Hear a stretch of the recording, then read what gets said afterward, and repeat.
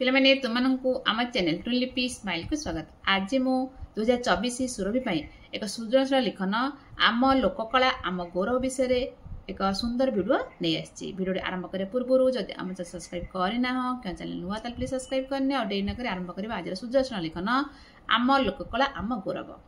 आम ओडिशा एक पारंपरिक लोककला संपन्न राज्य। लोककला हेउछि लोक संस्कृतिर जीवंत वार्तावह। यह सहित लोककला हेउछि संस्कृतिर मूल आधार और स्वरूप। जो देशर बा जातिर लोककला जेते प्राचीन और समृद्ध ताहार देश जाति बा सभ्यता तदनुजाई गौरवान्वित होइथाय। आम ओडिशार प्रसिद्ध लोककला विश्व दरबार एक स्वतंत्र स्थान अधिकार करिछि। आम हस्ततंत्र आम हाथ बुणा समस्तंकर मन जिनि थाए। आम संबलपुरी शाढ़ी बरहमपुर पाट कटकर तारकसी काम समस्तंकर प्रथम पसंद। आम राज्य बाहर तथा विदेश रे एहार आदर बहुत रही। आम कला स्थापत्यर निदर्शन कोणार्कर सूर्य मंदिर, पुरीर जगन्नाथ मंदिर, भुवनेश्वर लिंगराज मंदिर रे दृश्यमान होइथाय।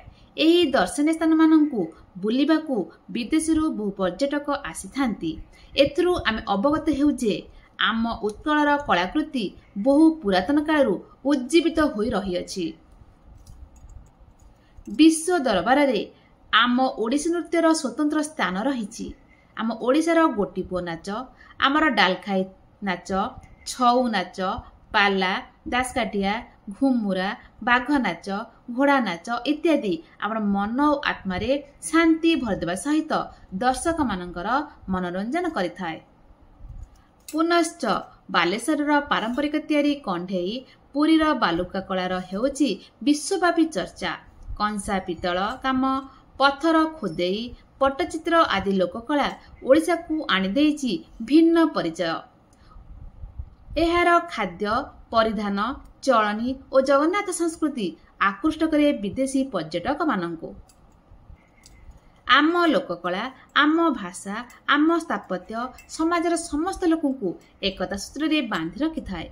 आम जातिर एही एकता पई इतिहास रे होइतिबा कलिंग युद्ध रे महान योद्धा सम्राट अशोक चंडाशोकरू धर्माशोकरे परिणत होइतिले।